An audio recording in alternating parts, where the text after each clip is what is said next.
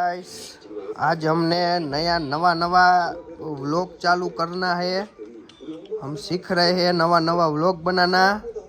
हाँ गाइस, ये हमारा द्विजला है। मेरा नाम द्विज है गाइस। ये पूरा दिन है ना फोन ही खेलता रहता है और पढ़ाई में ध्यान ही नहीं देता है गाइस।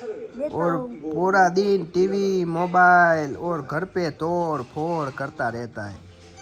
और आधा शंकर मुझे चिटका भरते अपने घर पे है ना, ऐसे अपनी मम्मी को काम ही नहीं करने देता तो मुझे मारते रहते हैं। खोटा बोल रहा है ये। रुको।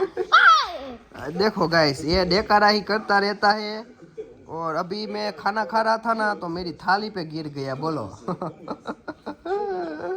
ऐसा करता है। फिर उसकी मम्मी ने धमारा है, ऐसा धमारा है। नहीं, मेरी मम्मी ने तुम्हारा नहीं है। तो उसकी मम्मी ऐसा बोल रही है कि धमारने का ही था, लेकिन वो खाना खा रहे थे उसीलिए छोड़ दिया।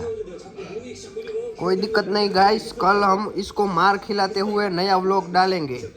सी यू।